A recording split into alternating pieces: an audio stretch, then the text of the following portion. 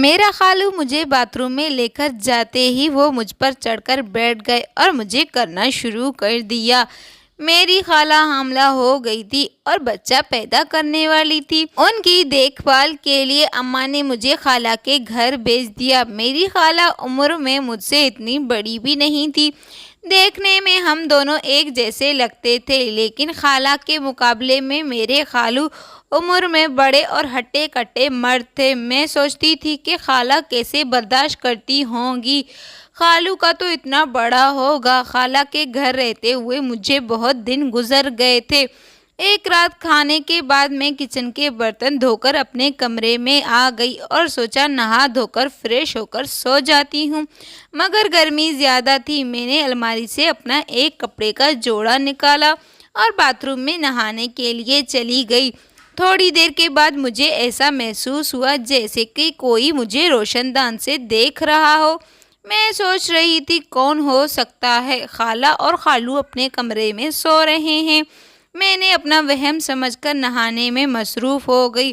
میں کافی دنوں سے رکی ہوئی تھی۔ میں نے سوچا کیوں نہ آج مزہ لیا جائے۔ میں وہیں پر اپنی ٹانگیں فرش پر پھیلا کر بیٹھ گئی اور انگلی ڈال کر مزہ لینے لگی۔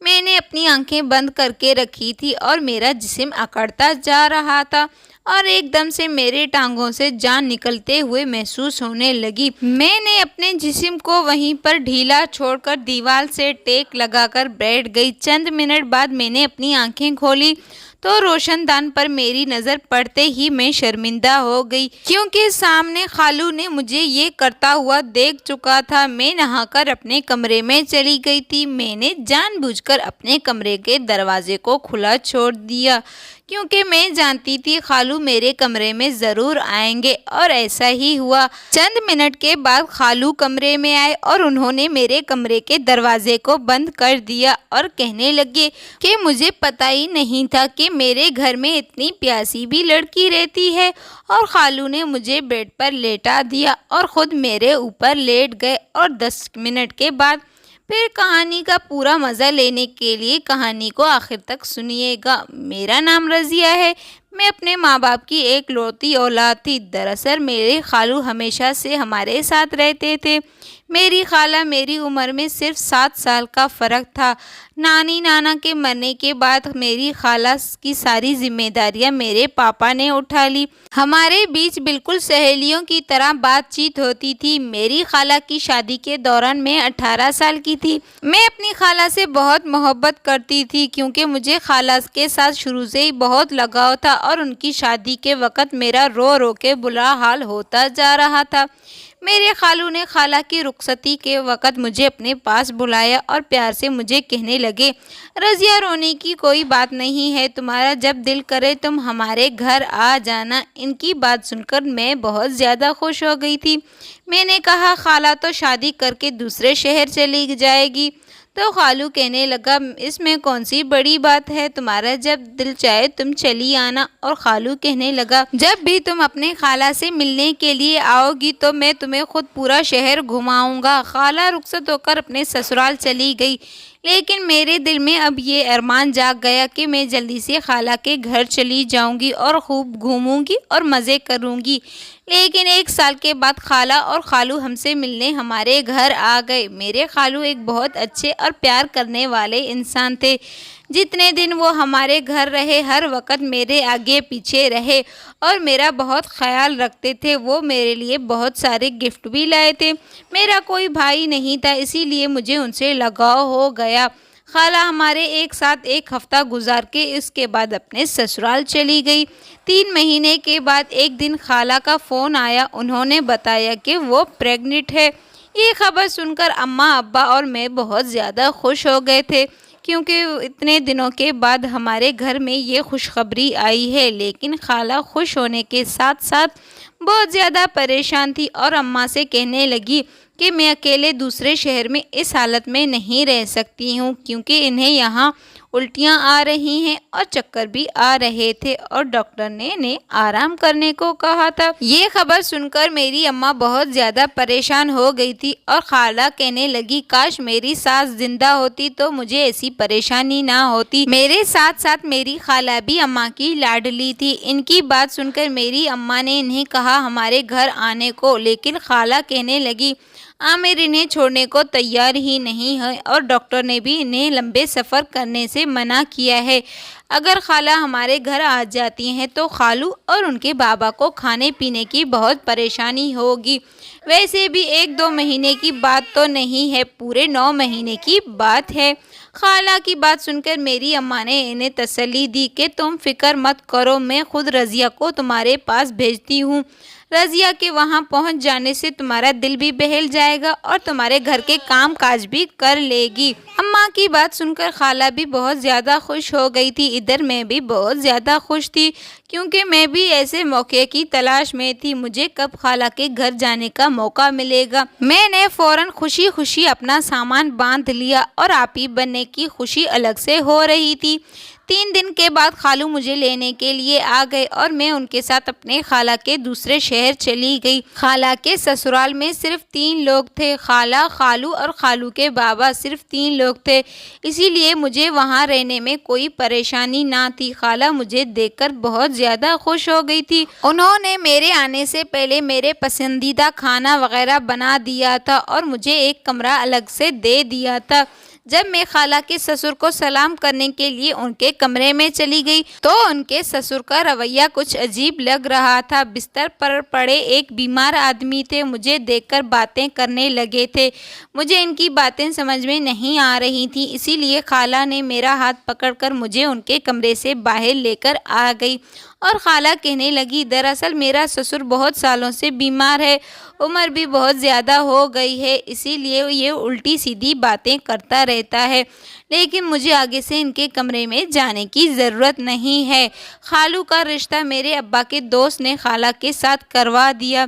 میری ان کے سسر سے پہلی ملاقات تھی اور سچ تو یہ تھا کہ میں ان سے سسر سے مل کر بہت ڈر گئی تھی۔ خالہ کے گھر آئے ہوئے مجھے 4 دن ہو گئے تھے، میں دوبارہ ان کے سسر کے کمرے میں نہ گئی۔ خالو میرا بہت خیال رکھتے تھے۔ خالہ کی طبیعت ٹھیک نہ ہونے کی وجہ سے میں ان کے بستر پر لیٹی رہتی تھی۔ گھر سارا میں نے خود سنبھال لیا تھا۔ ایک دن ایسا ہوا جسے دیکھ کر میرے رانگوٹے کھڑے ہو گئے۔ رات کے کھانے کے بعد جب فارغ ہو کر میں نے برتن دھو کر کچن سے باہر نکلی تو اپنے کمرے میں چلی گئی۔ میں نے سوچا نہا دھو کر فریش ہو کر پھر سو جاتی ہوں، کیونکہ گرمی بہت زیادہ تھی، میرے جسم سے بدبو آ رہی تھی۔ میں نہانے کے لیے کمرے کے باتھ روم میں گئی تو کچھ دیر کے بعد مجھے ایسا محسوس ہوا جیسے کوئی مجھے دیکھ رہا ہے۔ تبھی اچانک میری نظر روشن دان پر پڑی تو میرے ہوش اڑ گئے، کیونکہ وہاں پر مجھے کوئی سایہ نظر آیا تھا۔ مجھے یقین ہو گیا تھا کوئی نہ کوئی مجھے روشن دان سے دیکھ رہا ہے۔ اس بات نے میرے ہوش اڑا دیے تھے۔ میں نے جلدی سے اپنے کپڑے پہن کر اپنے کمرے سے بھاگ کر خالہ کے کمرے میں پہنچی تو دیکھا خالہ اور خالو دونوں آرام سے بیٹھے ہوئے تھے۔ ان کے کمرے کا دروازہ کھلا ہوا تھا۔ ان دونوں کو ایسے دیکھ کر اب میں شرمندگی کا احساس ہونے لگا تھا۔ مجھے وہاں دیکھ کر خالو اٹھ کر بیٹھ گئے اور کہنے لگے رضیہ اندر آ جاؤ، تم دروازے پر کیوں کھڑی ہو؟ میں نے سوچا اندر جا کر ان سے کیا کہوں گی، میں نے یوں ہی باتیں بنا دی کہ مجھے خالہ سے دودھ کا پوچھنا تھا۔ خالہ کہنے لگی تم جا کر آرام کر لو، باقی کے کام میں خود دیکھ لوں گی۔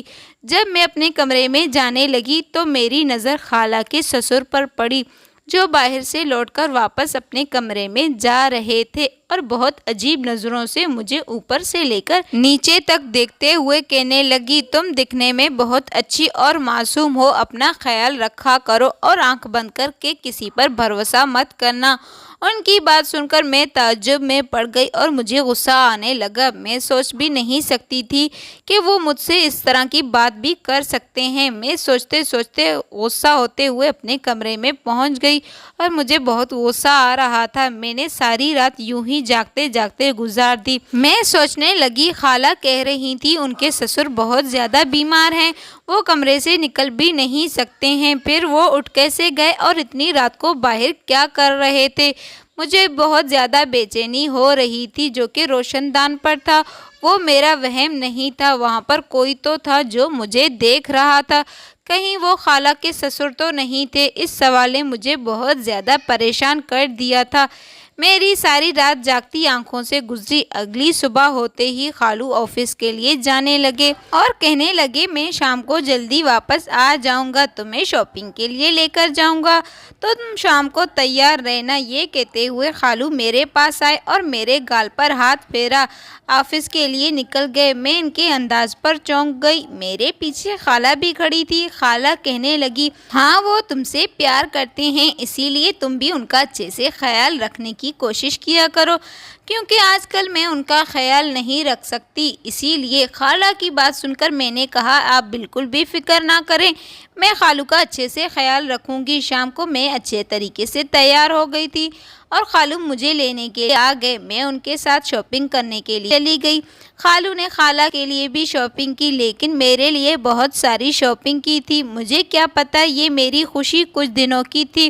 اس رات اچانک لائٹ چلی گئی تھی اور میرے کمرے میں کسی نے آ کر زور سے دھکا دیا۔ میں بہت زیادہ ڈر گئی تھی کیونکہ مجھے اس طرح کی کسی بات کی بھی امید نہ تھی۔ میں فوراً بھاگ کر اپنے کمرے سے باہر نکل گئی، لیکن ابھی تک مجھے کچھ دکھائی نہیں دے رہا تھا کیونکہ وہاں پر بہت زیادہ اندھیرا تھا۔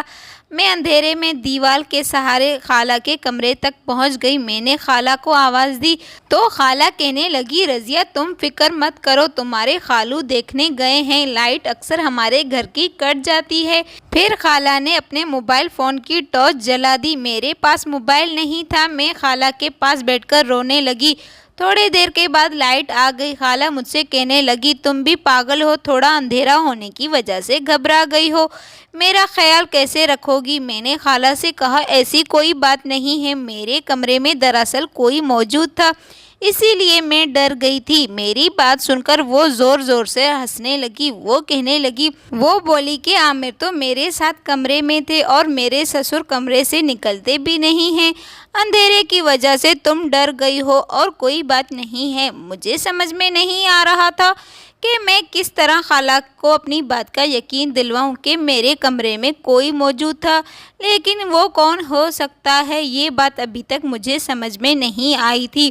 اگر خالو خالہ کے ساتھ تھے تو میرے کمرے میں کون تھا؟ اور روشن دان پر جو سایہ نظر آیا، اب میرے کمرے میں کسی کی موجودگی کا احساس، وہ کون ہو سکتا ہے جو مجھ پر نظریں جمائے بیٹھا ہے؟ اب میرے دماغ میں بار بار خالہ کے سسر کا خیال آ رہا تھا۔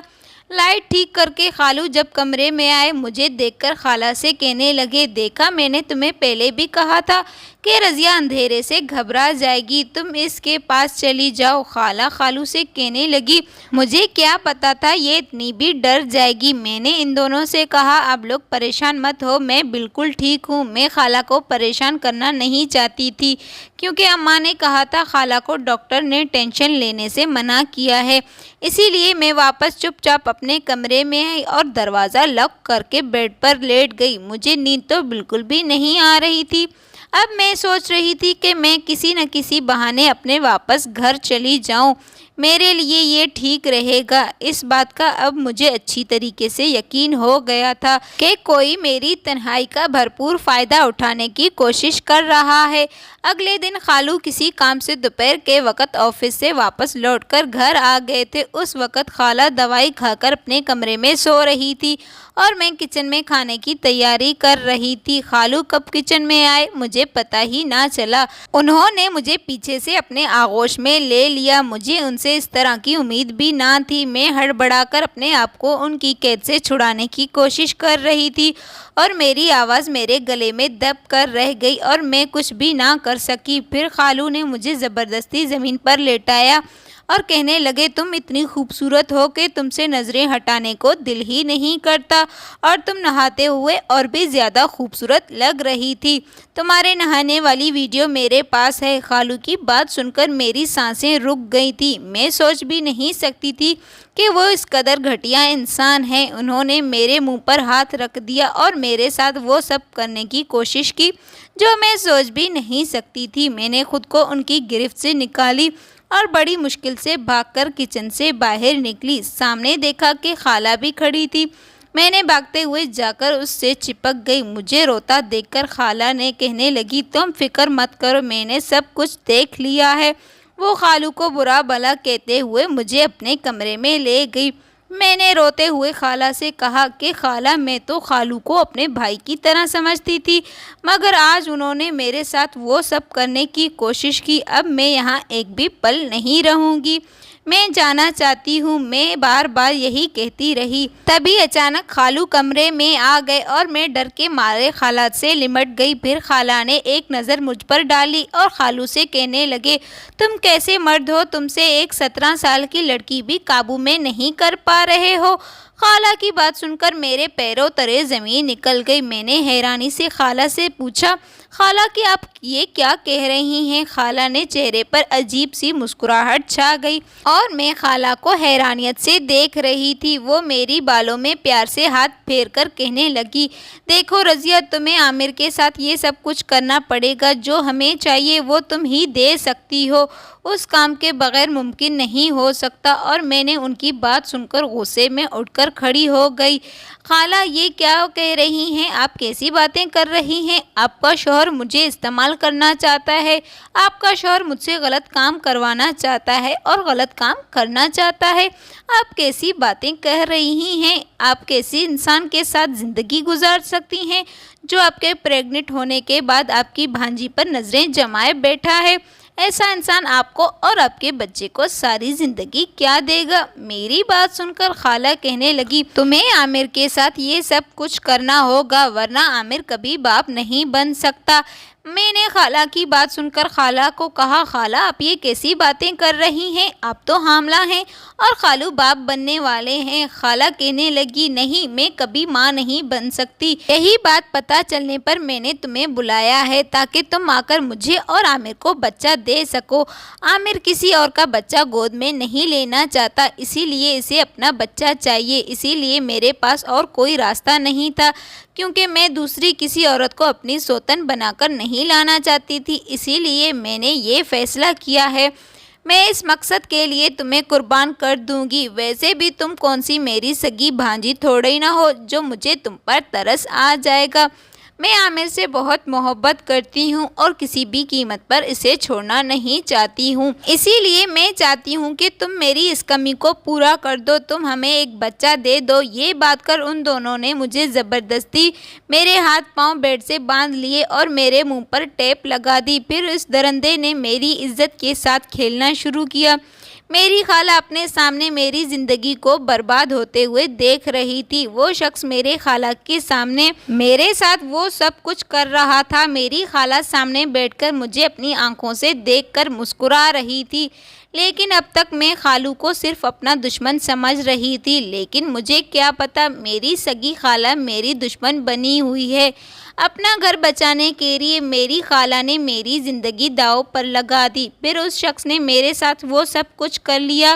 وہ تو کہنے لگی اگر اس بات کا کسی کو بتایا تو تمہارا دن آخری ہوگا، جب تک بچہ پیدا نہ ہو تمہیں یہیں رہنا ہوگا۔ اور کسی طرح وہ دونوں اپنے مقصد میں کامیاب ہو گئے اور میری زندگی برباد ہو گئی۔ پھر 9 مہینے کے بعد خالہ کے بجائے میں نے بچے کو جنم دے دیا۔ تو محترم ناظرین، اگر آپ لوگوں کو یہ ویڈیو پسند آئی ہو تو ویڈیو کو لائک اور چینل کو سبسکرائب کر دینا۔ مزید اچھی ویڈیوز دیکھنے کے لیے ہمارے ساتھ ہی جڑے رہیے۔ آج کے لیے اتنا ہی کافی ہے، پھر ملتے ہیں کل اللہ حافظ۔ آپ کا اس خالہ کے بارے میں کیا رائے ہے تو کمنٹس میں ضرور بتانا۔ اللہ تعالیٰ ایسی خالہ کو انشاءاللہ ضرور دیں گے سزا، کیونکہ اس معصوم بیچاری کی زندگی اس خالہ نے برباد کی تھی۔ وہ تو اپنی خالہ کو اپنی دوست کی طرح سمجھتی تھی، لیکن اسے کیا پتا کہ اس کی خالہ ایسے نکلے گی، اور خالو نے اس کی زندگی کو برباد کر کے رکھ دیا۔ وہ کسی کو منہ دکھانے کے لائق بھی نہ رہی۔